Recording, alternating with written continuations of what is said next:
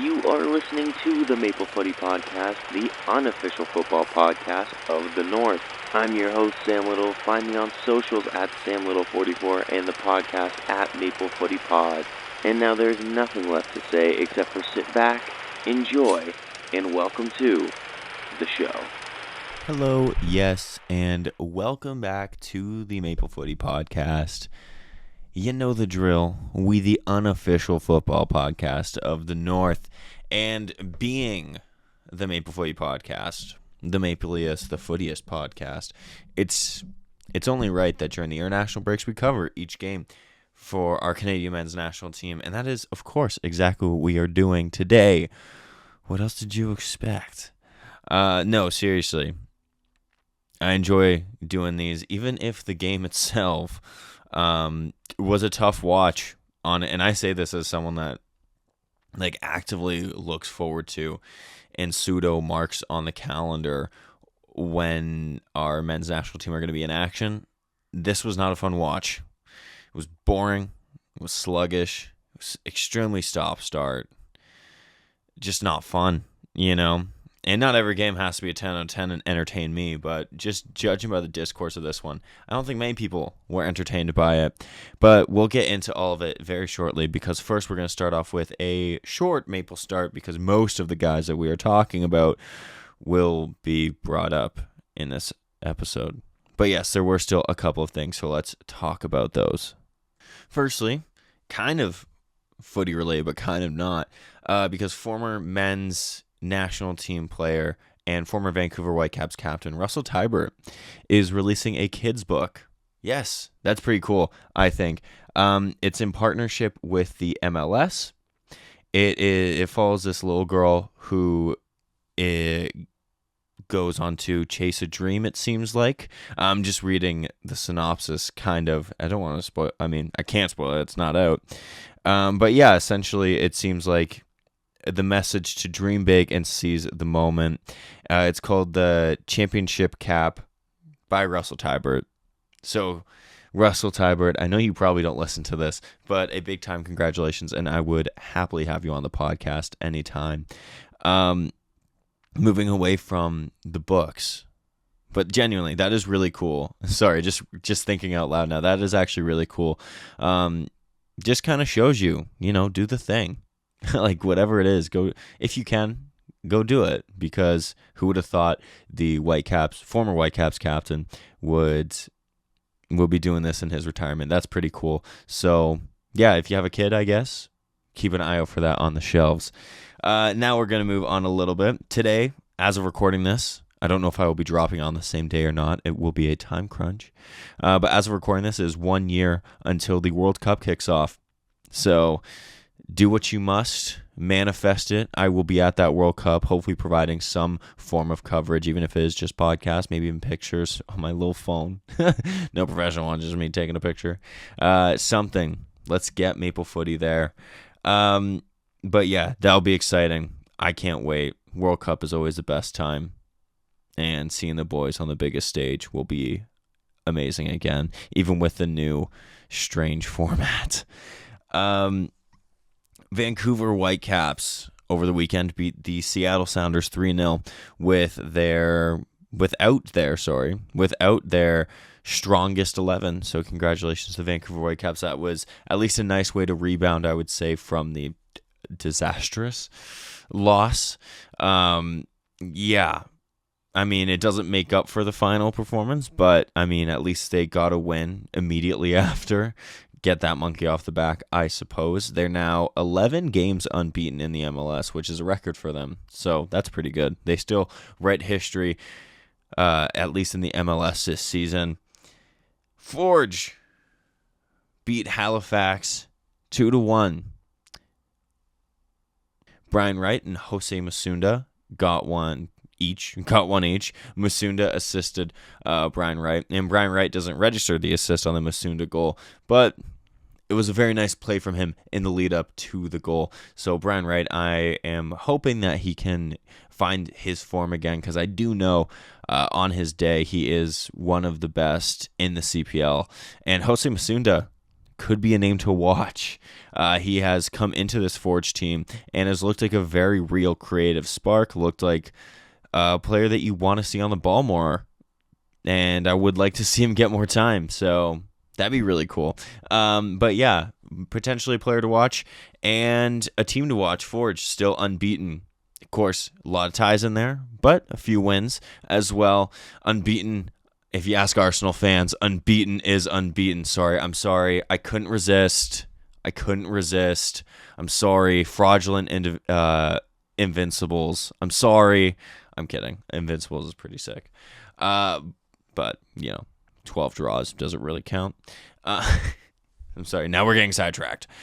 The other game that I didn't cover in between, last episode that happened in between last episode and this episode, Cavalry and York United. Cavs win 2-1 as well. So both games that were played after last episode dropped ended 2-1. Cavalry also records a regular season record, 5,114, showing that there is appetite in this game in this country. So that was really good.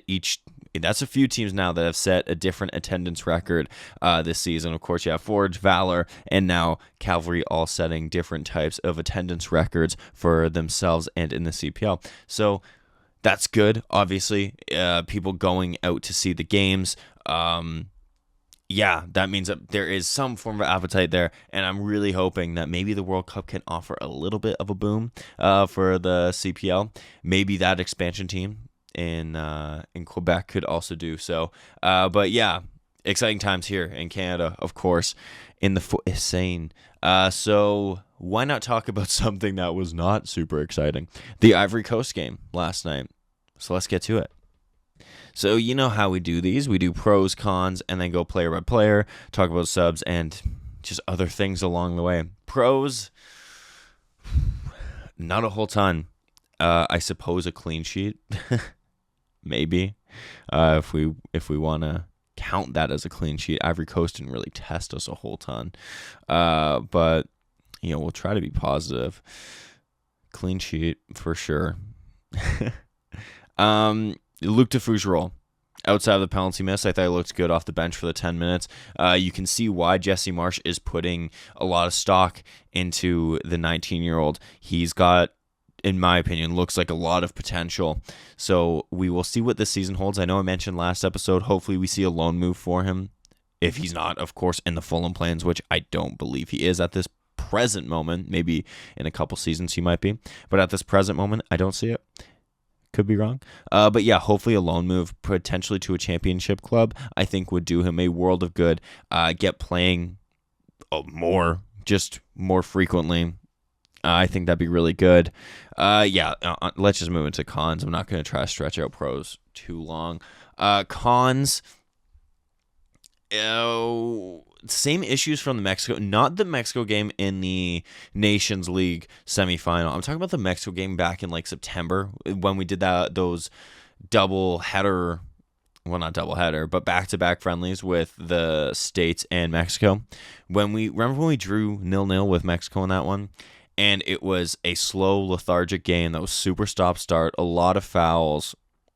Just a lot of downtime in the game. No real momentum, no real flow to it. That was this game, it felt like, against the Ivory Coast. We didn't have that guy that was there to take the game by the scruff of the neck and just say, you know what, we ain't playing well, but we're getting a result.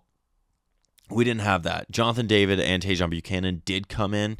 You could tell there was a bit of a difference, but by the time they came in, there wasn't really much time left to really get themselves in it. I thought Chouanier also kind of offered something off the bench. But yeah, just lack of real flow. And I know, Sam, it's really hard when, there's no momentum in the game. And that is true. Like, it wouldn't have been an easy game. Even if we had, quote unquote, the A guys starting from the get-go. Like, it probably wouldn't have been an easy game anyways. But yeah, we just really lacked that. And that kind of makes me worried for the Gold Cup. Because while Ivory Coast is, all due respect to the teams in our group, Ivory Coast is better than each of those teams in our group, but I feel like those teams will play similar to the way that Ivory Coast did, and just, you know what, we're just going to hack you. Like, straight up. And I worry because I don't know really where we can pick a lock. If that, for lack of a better term, I guess. I don't know where we have that spark. Like I said, maybe a Tajon. David, of course, is the one that you'd really hang your hat on. But yeah, just a lack of really any stranglehold, any flow, anything, honestly. Another con, I mean, if I've said it once, I've said 1,000 times, midfield looking overrun.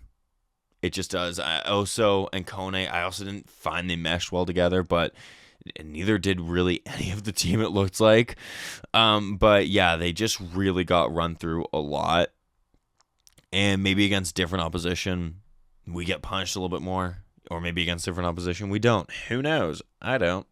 But yeah, not a great day for them. I mean, it was a great day for anyone, in all fairness. But yeah, midfield just looked overrun. I think, I know I've said it, but I do just think we'd benefit from playing a 4-3-3. I feel like it's right there. I feel like you'll still get the best out of our best players. That's just how I feel. Other cons, penalties. Sam, we scored 4, though. I know. And the ones that were scored were good. What concerns me, and I hate to, dump on people about penalties, but what concerns me is that this was the least meaningful penalty shootout in the history of football. And we had guys that looked like that occasion was just too big for them. Luke DeFougerolles, he is 19. So from him, you give him a little bit of leeway, like a little bit, I get he's a pro, Sam. I know, but 19 years old, he's probably never taken one in his life, professionally at least. But Tani Oluwaseyi, he stepped up. He never looked confident. You could tell he was gonna miss it. It was kind of like the vibe when Darwin Núñez stepped up for Liverpool in the Champions League, or when Morata stepped up, I think just the other day for Spain. It just kind of felt like, yeah, he's just missing it. Like everybody kind of was like, yeah, he's missing. Maybe that's just me. And Tanny's having a great season. But what concerns me is we could face penalties, go into penalties, in say a quarter or a semi-final or a final of the Gold Cup. And if the Canadian Shield is too big of an occasion, I worry about the Gold Cup. And I do get it. Everyone misses. I do understand it. I try not to, like I said, try not to hold penalty miss against people. But yeah, it's just concerning, I would say, because outside Jonathan David, I'm really not convinced of anybody else from 12 yards. And looking at our goalkeeper, I think St. Clair needs to save that last one. And that's another thing. If you're look at what Crepeau did for us in the penalty shootout against Venezuela. Literally kept us alive, not once but twice. And then you have Dane St. Clair. He needs to save that last one for sure. Yeah, that's how I feel about that. Once again, you don't say, most people don't really think a goalkeeper is going to save one, and that is absolutely fair. It's a full-on guessing game for them. But when you guess the right way, it's not really drilled with power. It's not tucked into a corner, bottom or top. It's not really, it's a very savable penalty, and I think you have to save it. And once again, if we're in a quarter, semi, or a final, and Dane St. Clair's a net, and we need him to save a penalty, is he the guy to do so? I think that's a conversation that needs to be had between the coaches. Of course, everybody, if you've been listening, knows how I feel. I think Maxime Crepeau, I think it should be his spot to lose, but I do think Justin Marsh will be starting Dane St. Clair. And this is no hate to Dane St. Clair. I do very much rate him. The last episode I literally said he's been the best MLS goalkeeper this season. But just something about Crepeau when he puts on that Canadian jersey. I don't know. He's just different. But what kind of another con isn't actually for the team. It's for the federation. This was kind of an embarrassing way to end this quote-unquote tournament. And I know everybody was hyping this up as a tournament and whatnot. The trophy does look nice. If you've seen pictures of the trophy, it does look nice. And, I don't count it as us ending our trophy drought from the Gold Cup that we won all those years ago. But I would say maybe we need to reassess the format because this game ended a tie and both teams got a point for it. And then it went to penalties. So the tournament's already decided. The game is already decided. But we go to the most useless penalty shootout of all time. And Ivory Coast wins it for nothing. They don't go through to a next round. There is no next round. They don't get... Maybe they got it. I don't know. I honestly didn't check the table after the game was done. They may have gotten an extra point, but okay, they go from 1 point to 2. Yeah, very strange. I do like the idea of it. Essentially, glorified friendlies, really, each year to kind of keep the boys together in a group. I do like that. But maybe we reassess how we do it. And the ticket pricing is absolutely absurd, by the way. That's another thing. And I know that this is just a thing in the economy in general. Not to get too economist on you.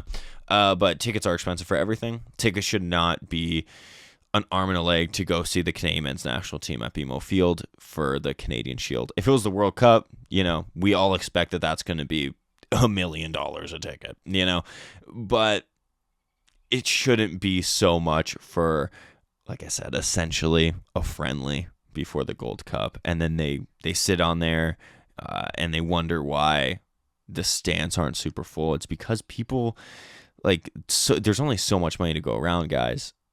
Maybe we lower the ticket prices to like $20.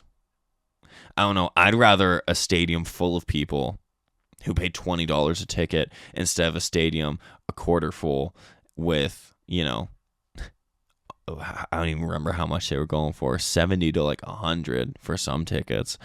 To me, that's a little gouging, but I digress. I don't know who makes those calls. I don't know if it's, the ticket sellers or the federation. I have no idea, but regardless, too much. So that's a con for you. Too much for tickets, and reassess the tournament, because why are we doing a penalty shootout for a game that ended in a draw in a tournament that had already been decided? But let's move into player by player. I'm going to be honest, I may not have a ton to say, which is unusual when it comes to the Canadian men's national team. It was, as I said, a sluggish, dull, no momentum, bad game. It just was. And I think that sometimes we can just say that, we don't always have to be super nice about it, because it was a bad game. It just was. I didn't leave there going, man, I was super impressed by so-and-so. I didn't, So we'll start in goal. Dane St. Clair. He didn't have anything to do. I genuinely can't remember a shot that he stopped.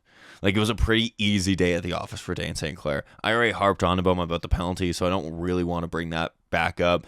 But, I mean, on the bright side, he gets a clean sheet, so that's good if you're a stat lover, I suppose. But if you watched the game, you'll kind of know, yes, it was definitely a clean sheet because he kept a clean sheet. But he really was not tested. That's really all I have to say about Dane St. Clair. Moving into right back, Richie Larea. I thought, once again, I'm probably going to repeat myself a lot. I just didn't think he had a whole ton to do. He wasn't really able to get forward as you would like him to. And then he really didn't have much to do defensively. He felt the least busy of the 4 defenders in the first half, for sure. And then he comes off at halftime to manage his minutes. And I think that is definitely a smart call by Jesse Marsh and the coaching staff. Manage his minutes. I think that they should have managed other people's minutes, but I will shortly talk about our other fullback whose minutes should have been managed far better than they were. But yeah, that's all I have to say about Richie. Sorry, Richie, I do love you. Absolute GOAT, but yeah, I don't have much to say on the performance. Center backs, Joe Waterman, Derek Cornelius looked like 2 guys that never really played together for a little bit of this match.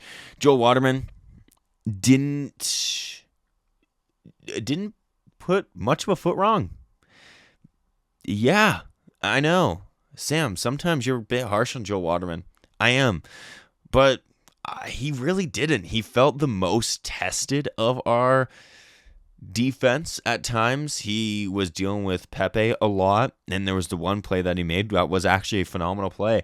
Pepe looked like he had turned Joel Waterman, but Joel Waterman quickly turns, sticks a leg out, and it would be a penalty if he gets it wrong. But he doesn't. He gets it perfectly right. And so, yeah, Joel Waterman, I actually thought, for what he had to do, he didn't put a foot wrong. And now you're not, I'm not sitting here going, Paolo Maldini reincarnated at BMO Field last night. But yeah, I thought it was a solid performance from him. And he could be seeing more minutes come Gold Cup. So his center back partner, Derek Cornelius, who I think will be getting many minutes during the Gold Cup because he feels like the starter center back for Jesse Marsch without Bombito there. Kind of like Waterman, didn't have a whole ton to do, but when he had to do it, he looked good. I didn't think he was as impressive as Joel Waterman. Maybe he just didn't have as much to do, but I felt he kind of suffered the same that he did against Ukraine, where he'd do like the first step really well, and then, so like say win the ball back or deflection, whatever, and then he would have the ball, and then it would come time to pass it, and it felt like he'd make like a wrong choice, or he'd pass it to an Ivory Coast, or, it'd go well off the mark that he was trying to hit. Just, little things like that, but I'm sure he'll tighten it up, hopefully, for the Gold Cup, and he scored a nice penalty. So, yeah, I'm sorry. I feel like I'm really flying through the defense here. We'll move to our left back, Sam Adekubi. Love seeing him make a start for Canada. I love Adekubi. If you've listened to the podcast, you definitely know that. Really happy to see him get the captain's armband once Kyle Larin went off. I thought Sam Adekubi looked a bit rusty, like a guy that has missed a lot of time through injury these last couple of seasons, and that's a shame because we know how good and electric Sam Adekubi can be from that left back spot. And some of it wasn't fully his fault. Kind of like Richie Laryea, he didn't really get to bomb forward all that much as you would love to see Sam Adekubi. I could think of like one instance, maybe two, off the top of my head, where Sam Adekubi got to get in and around the Ivory Coast box and get in position to whip across. And my issue with Adekubi isn't Adekubi. It's the coaching staff. Why is Sam Adekubi, who has been injured on and off for the last year and a bit, why is he playing a full 90? And I know he didn't end up playing the full 90 because he was injured, but there was no signal at all that he was coming off, and he played 83 minutes, so almost a 90. There was no indication that he was coming off before that. None. As especially since you showed that you can manage someone's minutes with Richie Laryea, I don't know why Sam Adekubi was on there. It may. Of course, I'm not in the back room, so I don't know. Maybe Sam Adekubi was good to go for a 90, all the tests or whatever they do. Obviously, stuff way over my head. But maybe it was coming back and he could do 90. For me, I don't know. I've seen it with many players that have been injured for long spells, back to back to back. When you try to play them for a 90, it doesn't usually work. I mean, thinking of my captain at club level, Reece James, last season, he would come back from injury. We'd put him in. We'd have him go for 85, 90 minutes, and then we wouldn't see him for weeks because he re-aggravated the injury. And I don't think that he re-aggravated an injury. I think it might have been a new one. But regardless, he shouldn't have been in that position to still be on the pitch at that time to get injured. I do hope it's nothing serious because he has had a terrible go with injuries. And it would be a shame if he misses another tournament for Canada and more time on the sidelines with the Whitecaps because last summer, of course, he missed the Gold Cup. And not the Gold Cup, the Copa America. If he misses this Gold Cup, that's another tournament that he misses. And then, of course, you think of club level, how long he's going to be out there. He's already been out for a little bit. So it's a shame. And, of course, I'm not fully blaming the coaching staff because injuries do happen. But I do think that he just shouldn't have been put in that position to be there to get hurt. He should have been off. That's how I feel about it. I'm sorry. You may disagree, and that's more than okay. But we'll move up to the midfield now. not a whole ton to say there either, huh? Jonathan Osorio and Ishmael Kone, I'm just going to lump them both in together. Really struggled to do much of anything of importance. Felt like they gave the ball away a lot. Felt like they weren't really connecting defense to attack. And felt like they were getting overrun. And that's really all I have to say on it. Hopefully they shear it up for the Gold Cup. I don't think this will be the midfield tandem that we're seeing in the Gold Cup, at least at the start of matches. But I could be wrong. Who knows? It has happened. But yeah, they just lacked, much like everyone else, they really lacked anything about them on the day, which is a shame because I love Jonathan Osorio, and Ishmael Kone, I think, really needs a good run of games. On the right, we had Ali Ahmed.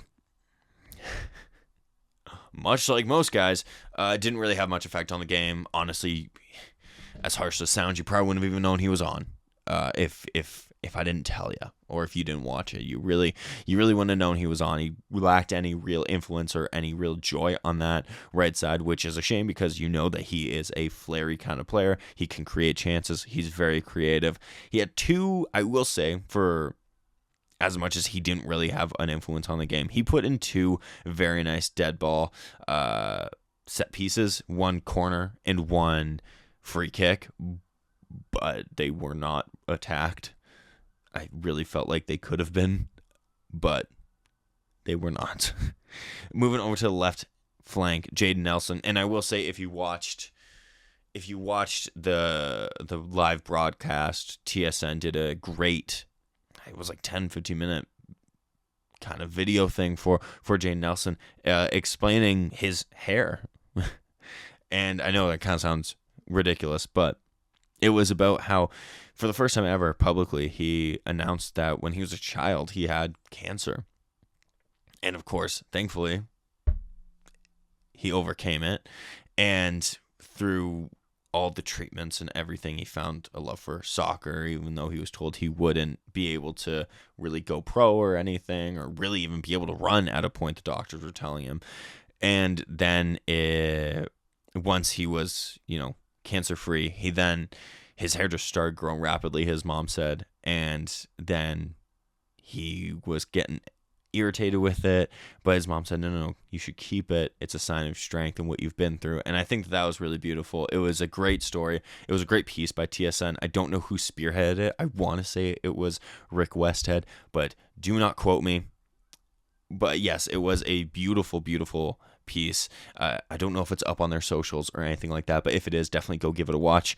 It was very nice, and genuinely hats off to Jaden Nelson and his whole family for, one, going through that, two, overcoming it, and then three, being in the place that he is now. That's absolutely unreal. So just, if you couldn't like Jaden Nelson anymore, I think that now more than ever is a great reason to like him even more. Jaden Nelson, I will say, felt like the only attacker on the pitch that maybe something might have happened through on the day. Not that it was a great performance, but anytime he was on the ball, you felt like, okay, if anybody is going to do something, it looks like it's going to be him. Not that he had a whole ton of joy, a whole ton of creativity. On the day, he felt very much man-marked, but it was a nice little battle between him and the Ivory Coast defender. And yeah, just like I said, not even his top 10 performances of the season. I know that's a high bar, but it wouldn't crack his top 10 performances of the season. But like I said, of anybody on the pitch, it felt like maybe this guy was gonna do something, but alas, it doesn't happen. Up top, we had Kyle Larin and Daniel Jebison. Daniel Jebison has been catching a lot of flack on social media for his performance, and it wasn't a good one. I'm not going to sit here and pile. It wasn't a good one. He looked slow. He looked lethargic. He looked a little bit rusty, and looked like a guy that hasn't gelled with the team just yet. I will say I will refrain from judging Daniel Jebison too hard. And I know, Sam, he's a pro, but this is only his third cap with the men's national team, and really like his first time starting a match. So I don't know. Give him a little bit of time. It's not like he was missing chance after chance. He didn't really get a chance ever. There was one point where he was on the ball and he overran the ball outside of the field, and that you can't be doing, and he'll know that, of course. But yeah, I'm not going to sit here, like I said, and pile on him and be like, never cap him again. Like, come on.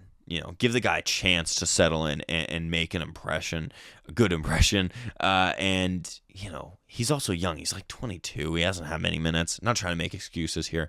But yeah, we'll see what he can do. If, in a couple more camps, we're still talking about him negatively, I think then you reassess. But at this moment, yeah, it wasn't a great game from him. It was a bad game from him. Like, we'll call a spade a spade. It wasn't a good performance. But also, like, some of the things I've been seeing has been absolutely insane. Like, we can chill a little bit, His strike partner on the day, Kyle Larin, was also the captain, and it was an unimpressive performance from him as well. I still just don't see him fitting this Jesse Marsch system, and I'm curious to see who will partner Jonathan David at the Gold Cup. That is honestly the big question that I find myself asking after watching these two matchups in the Canadian Shield. Who's going to partner Jonathan David? Because Jonathan David's starting. He's not just our best player. He's one of the best players in the world right now. He's starting for sure. Hopefully he stays fit. I'm so nervous for him. But Promise David might have picked up a knock, so we don't know. He did get a goal against Ukraine, in my opinion. I know I'm in the minority. He didn't look super impressive, but he did get a goal. Daniel Jebison failed to really make a great impression, and Kyle Larin hasn't really looked great under Jesse Marsch. Tani Oluwaseyi also feels like he probably won't be a starter. He feels like a guy that you can bring off the bench maybe. But yeah, so who's going to partner Jonathan David, which is another reason why I think a 4-3-3 would really suit Canada at the moment. But we'll kind of get into that a little bit more after I talk about the subs. But yeah, in essence, Kyle Larin and Daniel Jebison really didn't get any chances, but they also didn't look great when they were on the ball. So that's kind of how I feel they kind of fit in with the rest of the team. It wasn't a good game. It just wasn't. Moving into the subs, no sub really felt like they made a huge mark on the game, but I thought the subs were positive enough. Nico Seeger still looks like a midfield playing right back. I still want to see him play right back. He came on. I don't want to see him play right back. I want to see him play midfield, for the national team. He came on at halftime for Richie Larea, and he looked like a midfielder playing right back. I don't think he's bad at right back, but I want to see him in the middle of the park.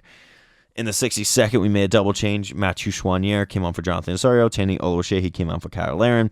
As I kind of said at the start of this, I thought Choinière was one of the players that at least looked like he had something about him on the day. Also, congratulations to him.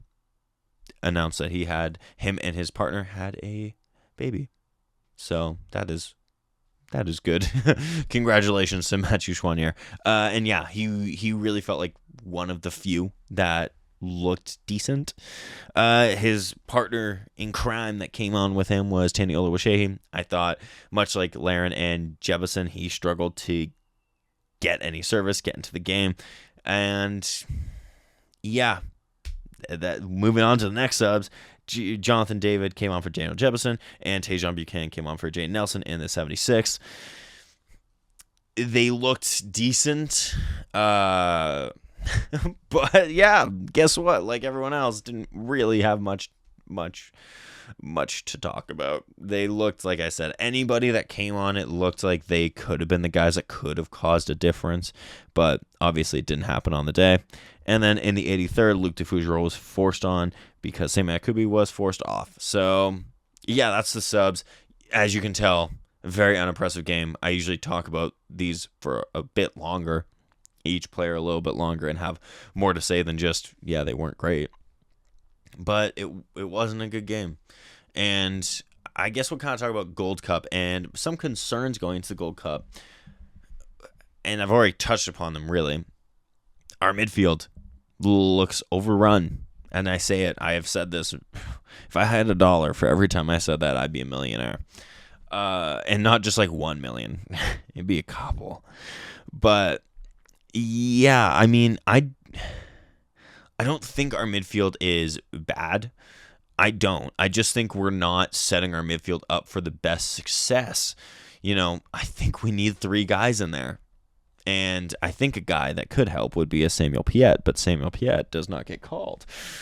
But it doesn't matter, I think, how you line it up. I think that you would need 3, like Eustáquio and then maybe Kone and Choinière, or Eustáquio, Oso, and Choinière, or, Choinière, Oso, Kone, Saliba, Choinière, Eustáquio. So, I don't know. However Marsh would do it, and of course he's not going to play the 3 anyways, but something needs to be done every game against good or poor opposition. Our midfield gets run through. I haven't seen our midfield really properly, off the top of my head at least. I'd have to obviously go back and think, but off the top of my head, I can't really think of a time where our midfield under Jesse Marsh has really properly dominated a game. The closest that I would say would be when we've played the States with Jesse Marsh, and the Uruguay game in the why do you call it the Gold Cup? In the Copa America, I thought our midfield looked good then. But on the day, if I remember correctly, we played a 3 for a little bit of that. So who would have thought? But yeah, it wasn't. It's going to be tough because opposition that we will be playing are going to just kind of do what Ivory Coast did and do what Mexico did to us in the friendly. They're just going to make it difficult. They just are. So you need a midfield that's going to be strong and that's going to help you link up the play. You're going to need a midfield that's going to win the ball back, which is another thing that our midfield, I find, doesn't do a whole ton of. Our midfield is missing 2 types of players. A defensive midfielder that can win the ball back and protect the back line, like a Samuel Piette. Too bad he's not getting called. And we're missing a tried and true, creative midfielder. And I just find we don't have that. Choinière or Kone would be the closest we have to that, but they do other things as well. We need we just need a creative midfielder. I think we lack it. And of course, it's not club football where you can just go out and sign. Well, we want Cole Palmer, so we're going to go sign him. You can't do that. But yeah, I just think that's partially what our midfield is also missing.